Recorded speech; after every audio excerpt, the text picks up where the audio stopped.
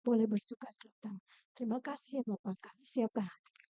Dalam nama Tuhan Yesus kami sama-sama katakan haleluya. Amin. Silakan duduk Bapak Ibu Saudara.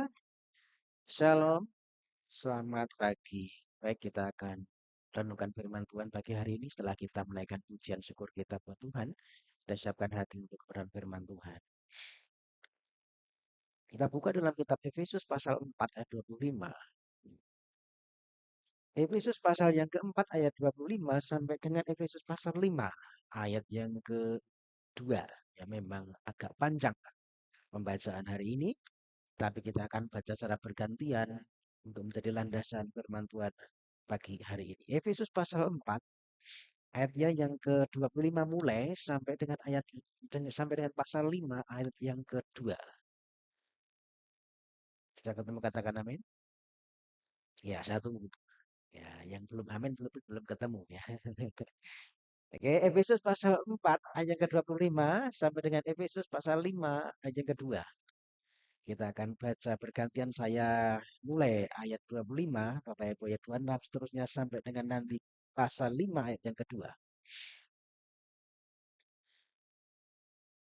Begini firman Tuhan. Efesus pasal 4 yang ke-25 mulai. Karena itu, buanglah dusta dan berkatalah benar seorang kepada yang lain, karena kita adalah sesama anggota. Ayat 26.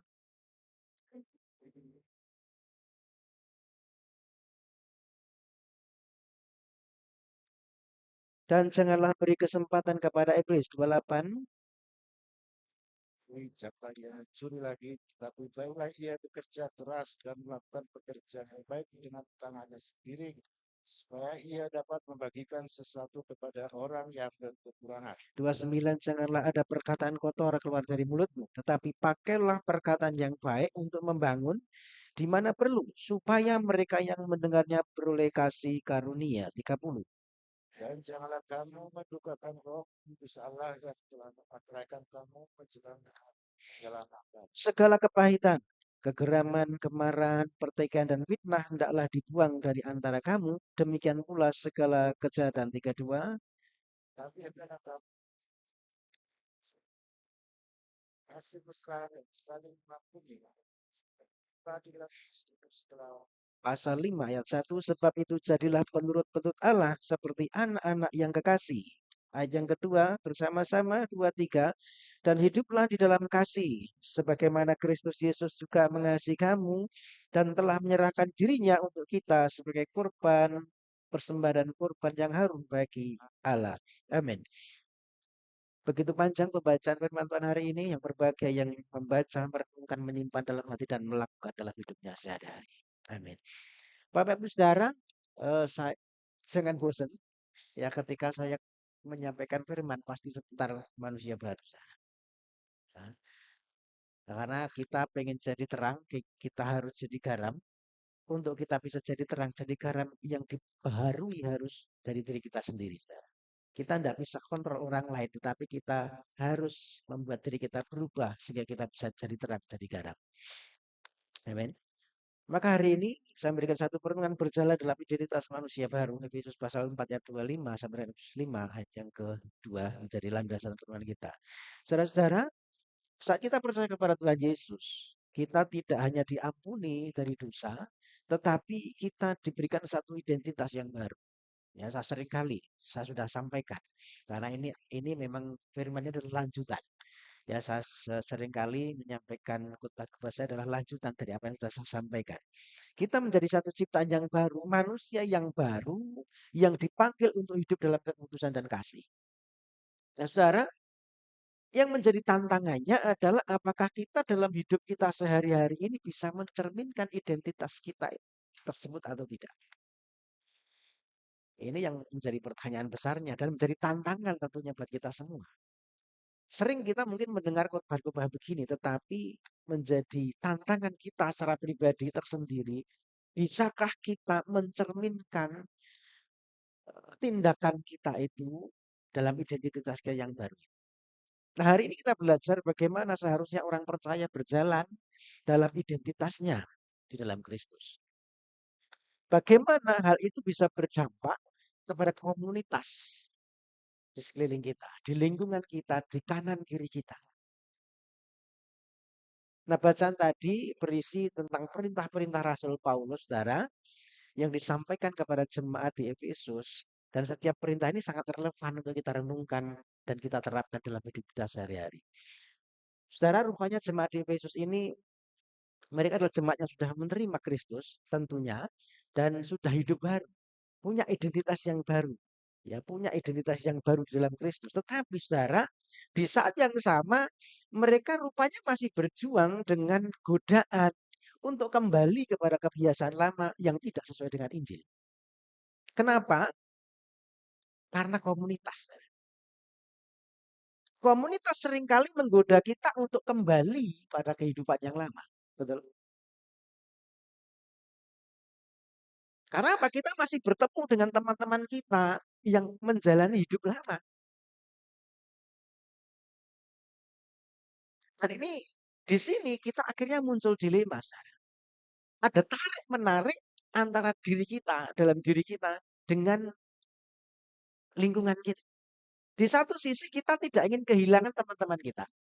Kita tidak ingin dikucilkan oleh teman-teman kita dengan oleh lingkungan kita. Tetapi di sisi lain kita sadar kita memiliki satu nilai-nilai yang baru.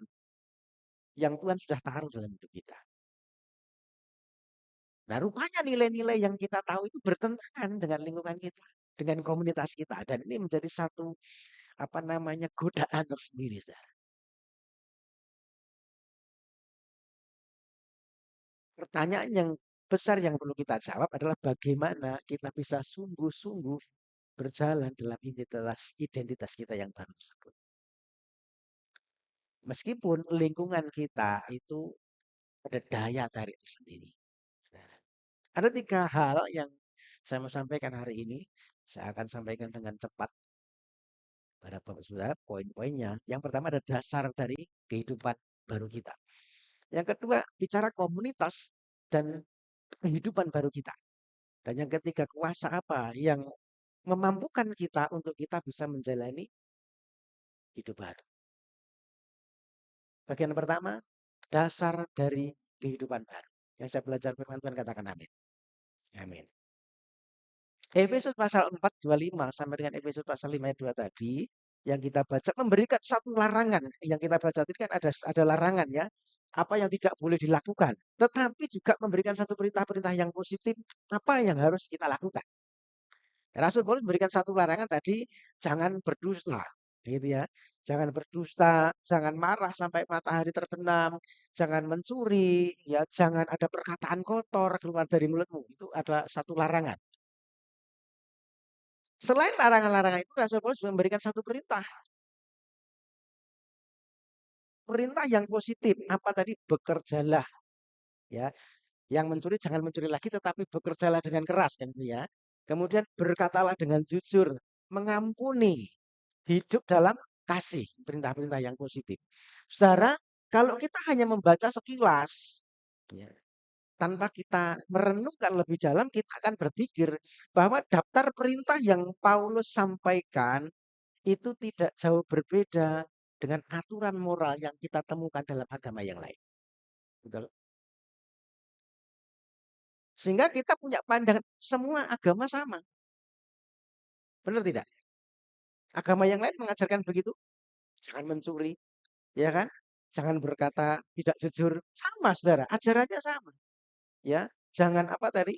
Jangan berdusta, jangan marah, jangan mencuri, jangan ada perkataan kotor. Saya rasa semua ajarannya sama tentang kebaikan. Bekerjalah dengan keras, ya kan?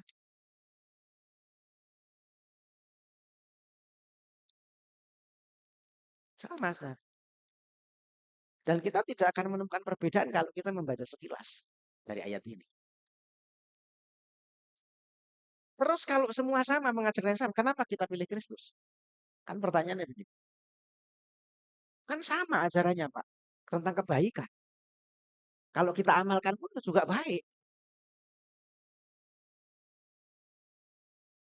Ya kan? Kenapa kita mesti ikut Yesus? Kalau ajarannya sama. Nilai-nilai moralnya sama, saudara. Saudara di agama yang lain, saudara-saudara kita mau Membunuh hewan aja itu nggak boleh, saudara. Pernah dengar ya? Jadi di agama yang lain itu diajarkan ini reinkarnasi. Jangan kamu bunuh sembarangan. Jangan-jangan kita mau bunuh nyamuk, bunuh lalat, ini reinkarnasi dari nenek kita. Maka tidak boleh bunuh sembarangan, saudara.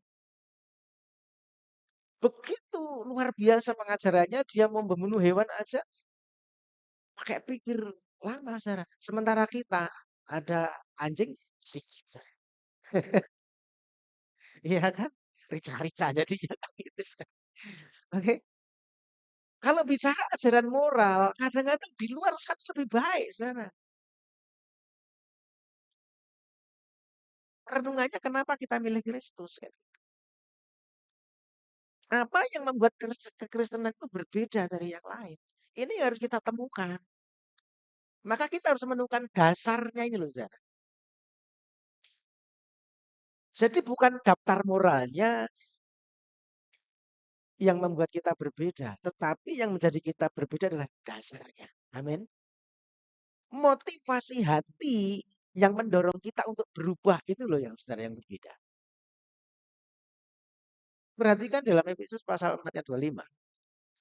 Di situ diawali dengan satu kata karena itu.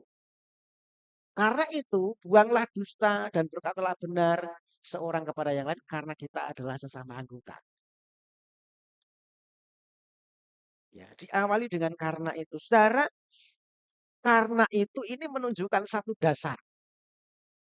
Dasarnya kenapa kita buang dusta, kenapa kita berkata benar. Dasarnya ada karena itu. Karena apa? Ini kepada Efesus pasal 4 yang ke-23 23 24.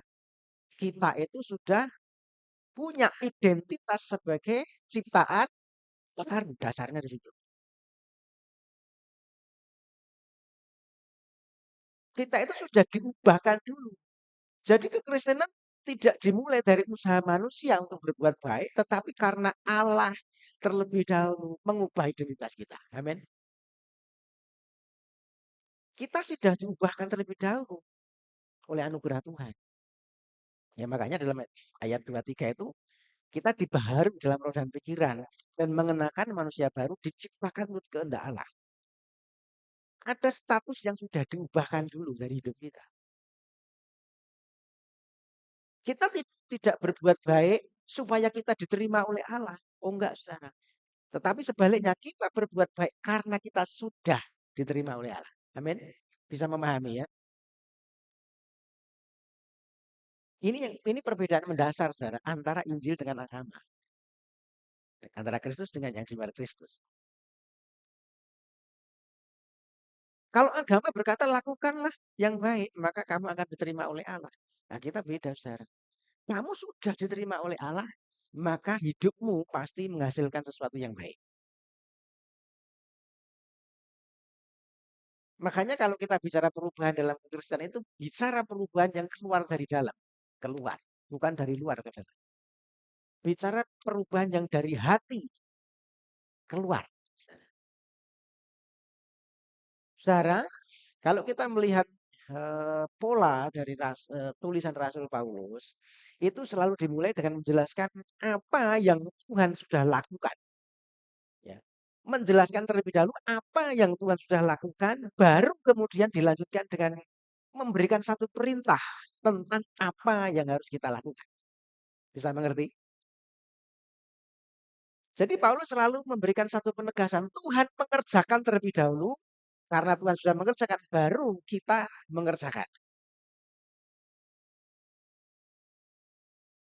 Ya, contohnya di sini di pasal 23, 24 itu kan bicara tentang fakta bahwa kita itu sudah diubahkan. Orang yang di dalam Kristus sudah menerima identitasnya yang baru, lahir baru, ciptaan yang baru. Karena kita ciptaan yang baru, baru muncul perintah-perintah. Hiduplah sesuai dengan identitasmu yang baru itu. Jadi pola yang sangat penting dan harus kita garis bawahi di dalam kekristenan adalah setelah itu bertindak lebih dahulu, lalu kita merespon. Amin. Allah mengasihi kita dulu, baru kita mengasihi. Betul ya? Allah terlebih dahulu mengasihi kamu. Kan gitu ya. Apalagi Allah terlebih dahulu mengampuni kamu, maka kamu juga mengampuni. Allah terlebih dahulu bermurah hati, maka kamu murah hati. Artinya polanya Tuhan mengerjakan dulu, baru kita mengerjakan perintahnya. Amin. Ini yang buat berbeda.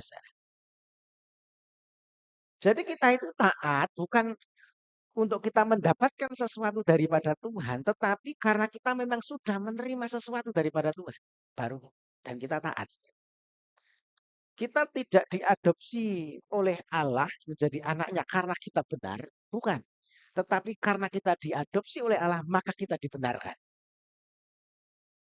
Jadi kebenaran itu bukan karena usaha kita, tetapi karena kita memang sudah diambil alih sebagai anak oleh Tuhan.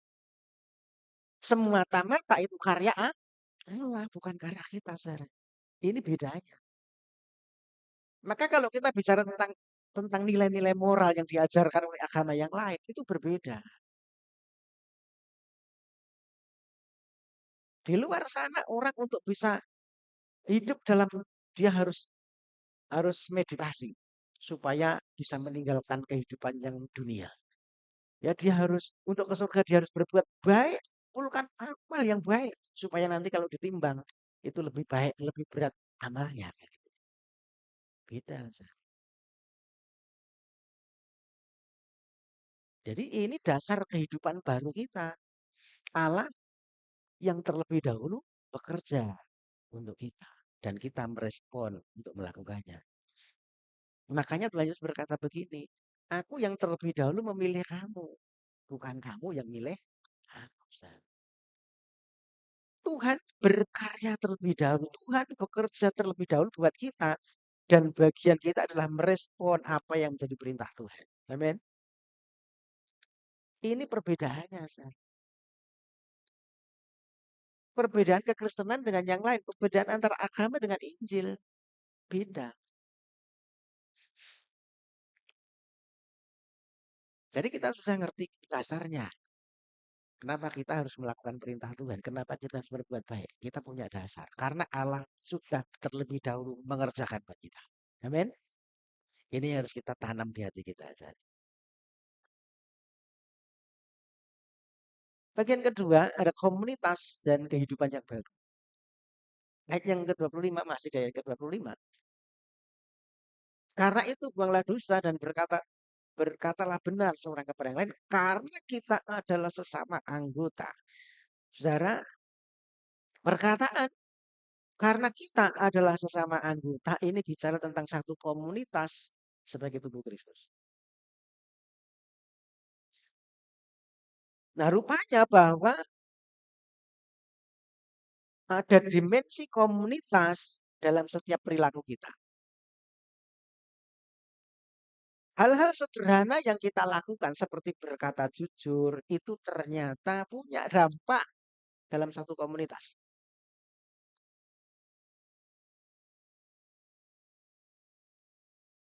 Hal-hal sederhana seperti kita tidak menipu, ya berkata benar, itu memiliki dampak bagi komunitas di sekeliling kita. Ada dampak perilaku individu terhadap komunitas di sekeliling kita. Contohnya, jika kalau kita melihat seseorang itu terus-menerus terlambat, ya kan? Terlambat atau tidak memenuhi janji lah ya, maka di dalam satu komunitas orang itu tidak akan dipercaya, betul? Punya dampak. Kita akhirnya punya satu pandangan beda. Wes nek kuwi lah mbok ngomong sampai kaya apa ora percaya kan gitu ya. Karena sudah kebiasaan. Satu tindakan individu, perilaku individu itu berdampak dalam satu komunitas. Nah, lebih buruk kalau akhirnya ini menular yang buruk ini. Yang buruk punya dampak mempengaruhi yang lain, akhirnya dalam satu komunitas akhirnya sama. Oh, ternyata ya jadi orang yang tidak suka tepat janji misalnya. Tidak tepat waktu. Contoh ya, kalau kita bikin acara, ini kan sudah menular, semua berdampak. Bikin acara perayaan gitu ya. Dimulai jam berapa? Jam 15.00. Ya kan? Jam berapa? Jam 3 sore. Tetap konsep yang ada dalam pikiran kita jam 13. Jam 13 itu undangan nih. Ya kan? Tapi mulai nih iso-iso setengah papat atau jam 4. Betul? Ya. Karena ini sudah menjadi satu budaya. Ya, perilaku yang akhirnya berdampak pada satu komunitas. Maka terkenal jam karet yang gitu ya. Ada jam karet, ada jam besi. Kalau jam besi yang tepat waktu berarti ya. Kalau jam karet yang molor-molor gitu, saudara. Salahnya apa? Ya salah kita, ya salah kita semua. Karena kita kadang-kadang mentolerir yang begini. Ya, coba sekali-kali bikin acara jam 3 mulai gitu ya. Kadang-kadang kita kan suka toleransi. Baru lewat 5 menit kan gitu ya. Ya, akhirnya ini menjadi satu satu biasa dalam satu komunitas dan itu menjadi satu kebiasaan yang kurang baik, ya kan? Kalau misalnya kita diundang, ada orang gawe, dikasih makan, makan baru 2 sendok, taruh, betul? Iya kan? Baru 2 sendok itu sudah ditaruh. Padahal yang punya rumah itu menyediakan itu wah dengan susah payah. Kenapa? Ya budayanya begitu, Pak. Biasanya tidak dihabiskan, kalau dihabiskan itu menyalahi budaya. Biasanya kan gitu. Ya, sesuatu yang kurang baik akhirnya itu menjadi satu yang berdampak dalam satu komunitas.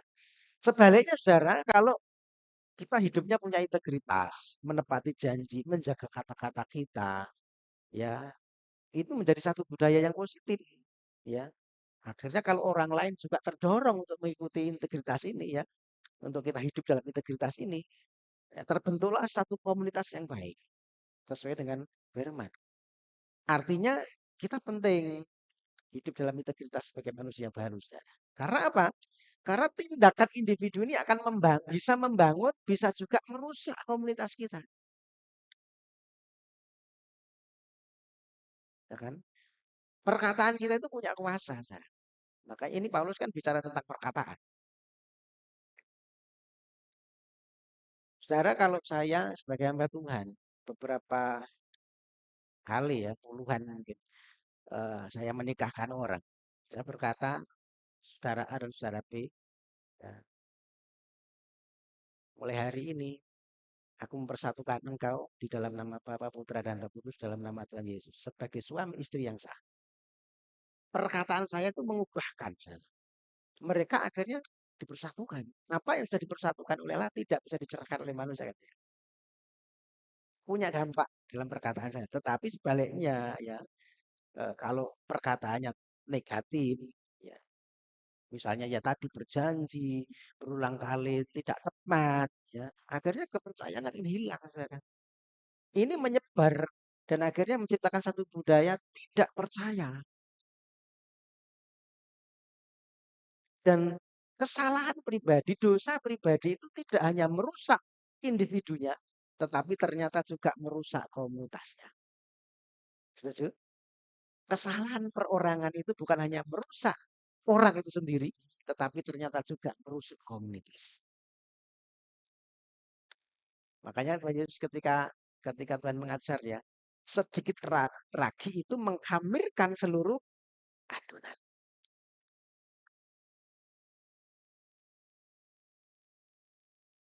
Jika perkataannya tidak jujur, kasar gitu ya, ini bukan hanya melukai individu pribadi, tapi ternyata menghancurkan hubungan. Saudara. Kalau orang sering berkata-kata kasar, tidak tepat waktu, tidak mau menepati janji, gitu ya. Akhirnya orang tidak percaya, akhirnya orang dijauhi, ya punya image negatif kepada orang tersebut kan begitu. Jadi saudara, intinya apa? Injil itu bukan hanya untuk keselamatan pribadi, tetapi juga untuk membentuk satu komunitas yang mencerminkan kasih dan kebenaran Allah. Sebagai orang yang sudah ditebus Allah dengan kasih karunia, kita dipanggil untuk hidup dengan cara yang berbeda. Amin. Sesuai dengan panggilan kita sebagai identitas sebagai manusia baru.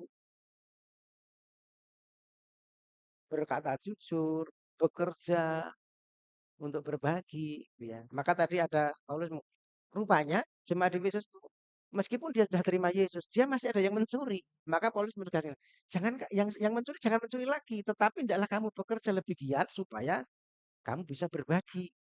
Ya kan? Artinya sesuatu yang individu, yang pribadi itu punya dampak kepada yang lain. Bisa berbagi. Menggunakan kata-kata kita untuk membangun, bukan untuk merendahkan. Saudara, jadi apa yang kita perbuat sebagai pribadi itu ternyata berdampak. Memberi pengaruh kepada orang-orang di sekeliling kita. Siapa itu? Bagi keluarga kita. Oke? Bagi anak-anak, bagi istri, bagi suami. Apa yang suami lakukan? Yang saya lakukan, apapun itu, perkataan saya, tingkah laku saya, ya kan? Itu ternyata juga berdampak buat anak saya, berdampak buat istri saya. Seorang istri, apa yang dikerjakan secara pribadi ternyata berdampak juga buat anaknya, berdampak juga buat suaminya. Bagi orang-orang yang terdekat, mungkin ada pembantunya, mungkin ada karyawannya, itu berdampak di situ, saudara. Apa yang sudah kerjakan ketika sudah bekerja, itu berdampak dalam lingkungan saudara. Yang di pasar juga berdampak bagi orang-orang yang sudah kenal di pasar itu. Saudara yang hidup dalam masyarakat berdampak juga bagi lingkungan di RT-mu, di RW-mu. Apa yang sudah kerjakan itu berdampak di sekeliling kita, saudara. Maka saudara, kalau kita sudah menerima identitas baru, ya disitulah kita harus menunjukkan bahwa apa yang kita kerjakan, apa yang kita lakukan adalah benar-benar manusia baru. Amin. Karena itu ternyata berdampak. Ternyata itu dilihat, saudara. Ya, karena panggilan kita menjadi terang, menjadi garam. Terang dan garam itu memberikan pengaruh. Nah, kalau kita hidupnya hidup baru, identitasnya sudah baru, pengaruhnya juga harus yang baik. Pengaruh yang memberkati. Amin. Bagian ketiga, tidak perpanjang. Yang jadi pertanyaannya, bagaimana kita dapat memiliki kuasa untuk berjalan dalam identitas Injil? Bagaimana kita punya kuasa untuk menjalani kehidupan itu sesuai dengan panggilan kita? Secara Paulus tidak hanya memberikan perintah-perintah positif, larangan-larangan ya, tetapi juga menunjukkan bagaimana kita itu memperoleh kuasa untuk melakukan ini, saudara. Perhatikan Efesus pasal 4 yang ke-32. Paulus berkata begini, hendaklah kamu ramah seorang terhadap yang lain, penuh kasih mesra dan saling mengampuni, lalu menambahkan petunjuk penting begini, sebagaimana Allah di dalam Kristus telah mengampuni kamu. Kemudian dilanjutkan dalam Efesus pasal 5 ayat 2, ia melanjutkan begini, sebab itu jadilah penurut-penurut Allah seperti anak-anak yang kekasih dan hiduplah di dalam kasih sebagaimana Kristus Yesus juga telah mengasihi kamu dan telah menyerahkan dirinya untuk kita sebagai persembahan dan kurban yang harum bagi Allah. Ini jadi kuncinya. Paulus mengaitkan perintah praktis, memberikan perintah praktis, ya jangan mencuri, ya, kata-katamu apa jangan menipu ya kan ini ya. Itu kan perintah-perintah praktis. Tetapi dikaitkan dengan kebenaran Injil. Apa? Bukan hanya lakukan ini, tetapi juga ingatlah karena Kristus sudah melakukan itu. Kristus sudah lakukan itu untukmu.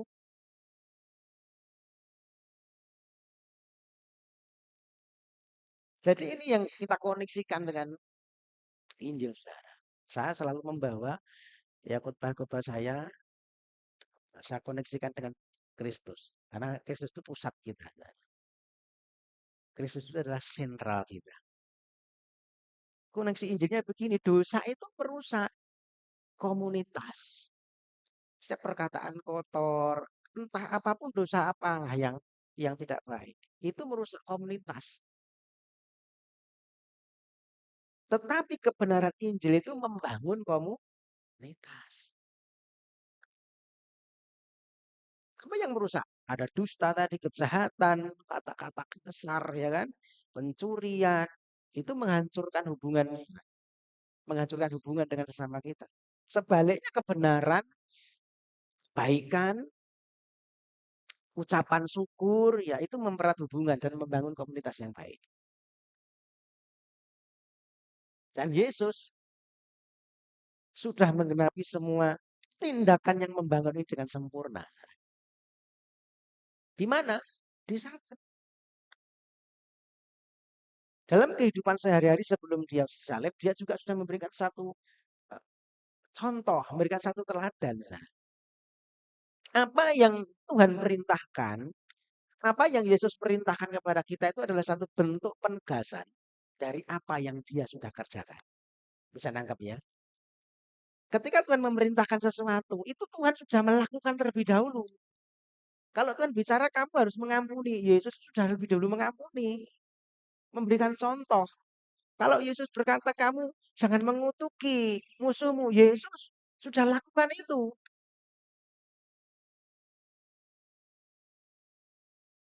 Kalau Yesus bicara kamu harus murah hati, Yesus sudah melakukan itu. Jadi apa yang menjadi perintah Tuhan itu adalah penegasan dari apa yang Tuhan sudah kerjakan. Dan puncaknya dia lakukan di kayu salib. Kan? Di salib itu Yesus tidak hanya mempertahankan haknya, kemuliaannya sebagai anak Allah. Sebaliknya dia rela melepaskan semuanya itu dan menjalani penderitaan yang seharusnya kita tanggung. Dia memikul dosa kita, menghadapi murka Allah tanpa keluhan, tanpa dendam, tanpa kata-kata kasar. Saudara, kalau kita diperlakukan seperti Yesus, wah apa yang terjadi, saudara? Sementara kita tidak salah. Pasti, ya kan? Maki-maki, ngumpat dan sebagainya. Tetapi Kristus tidak lakukan itu, saudara. Dalam penderitaannya yang paling dalam, Yesus tak memberikan satu pengaruh yang baik. Dia bicara dengan kelembutan kepada orang-orang yang menyalahkan dia. Bapak ampuni mereka karena mereka tidak tahu. Dia bicara kepada penjahat kanan kirinya. Hari ini kau akan bersama-sama dengan aku di Firdaus. Dia bicara kepada muridnya, kepada ibunya. Sesuatu yang lembut dia sampaikan. Artinya Yesus memberikan satu teladan. Di tengah-tengah penderitaan yang paling dalam, Yesus tetap bisa membangun sesuatu yang baik. Jadi kekuatan kita untuk hidup dalam identitas baru bukan berasal dari usaha keras kita sendiri. Tetapi dari kita memahami dan mengaplikasikan Injil itu di dalam hati kita. Dalam kehidupan kita. Saudara, kita itu tidak akan pernah lepas dari konflik. Betul? Setiap kita tidak akan pernah lepas dari konflik. Rumah tangga, suami istri, dua orang aja punya ada konflik loh, saudara. Betul ya? Bapak Ibu yang sudah menikah, yang tidak pernah ada konflik, ada ya? Ada, saudara. Oke, setuju ya? Pasti ada konflik, saudara. Apalagi dengan satu perkumpulan, dengan jemaat, dengan anggota tubuh Kristus yang lain. Betul? Pasti ada konflik, saudara. Dengan orang-orang sekeliling kita ada konflik. Ada gesekan. Tetapi saudara kita mesti ingat, kalau itu diizinkan terjadi, ada konflik, tujuannya pasti ada. Tuhan itu pengen expose dari hidup kita. Tuhan itu pengen tunjukkan ada enggak sih dosa-dosa manusia lama yang masih tinggal di hati kita. Tuhan pengen tunjukkan itu sebenarnya. Saat kita menghadapi konflik, kita itu punya dua pilihan. Kita itu mau menyelesaikan dengan cara manusia lama kita atau dengan cara manusia baru kita, kan gitu.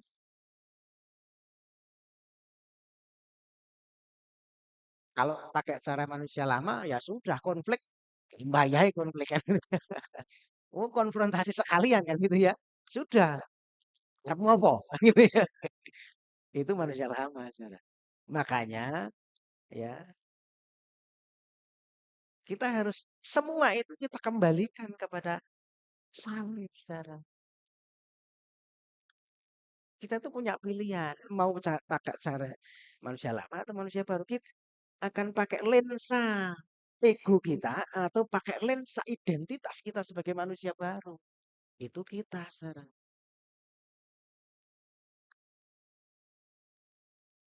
Maka bawa itu semua kepada Kristus. Lihat kembali apa yang Kristus sudah lakukan buat kita. Amin.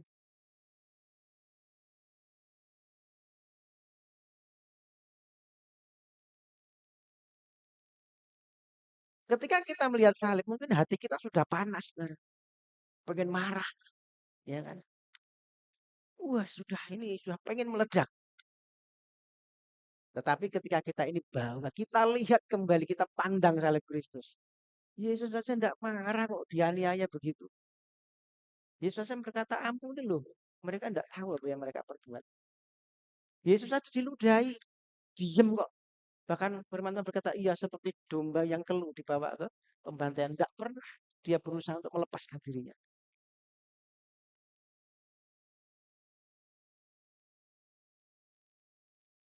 Maka kalau kita bisa melakukan ini, ya hati kita akan dibuat tenang kembali.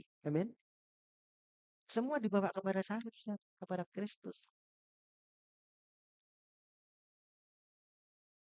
Ya, kita kan mungkin dipenuhi dendam, dipenuhi amarah, bawa kepada Kristus. Lihat kembali salib Tuhan. Tuhan aja digitukan nggak pernah dendam. Makanya salib itu kebanggaan, saudara. Salib itu bukan hanya untuk identitas sebagai kalung, sebagai anting, bukan. Tetapi satu kebanggaan. Karena di salib ini kita bisa melihat segala sesuatunya dengan jelas.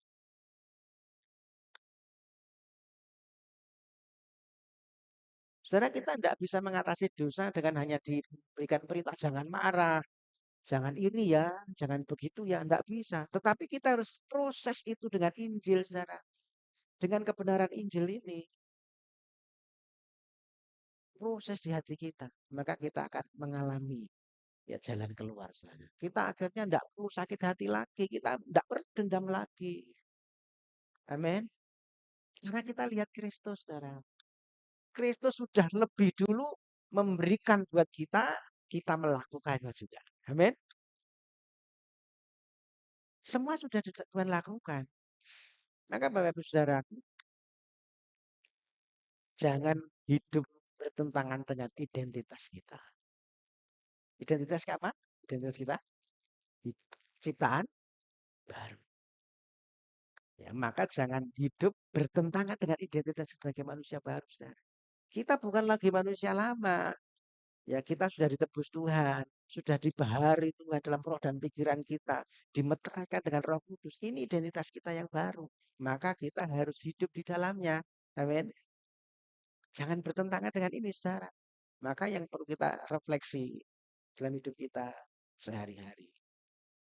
Apakah perkataan kita, sikap kita, dan hubungan kita dengan sesama itu sudah mencerminkan identitas kita di dalam Kristus. Ketika kita bermasyarakat, ketika kita menjalin hubungan dengan sesama kita, sudahkah kita mencerminkan identitas kita sebagai ciptaan baru? Renungkan ini, saudara. Apakah kita menjadi bagian komunitas yang membangun dan memuliakan Tuhan, atau kita menjadi bagian yang merusak komunitas dan mempermalukan Tuhan? Renungkan, saudara. Kalau kita menyadari bahwa kita ini adalah ciptaan baru, maka kita harus dari bagian dari komunitas yang membangun dan mempermuliakan nama Tuhan. Amin. Karena kita pengen jadi terang, kita pengen jadi garam.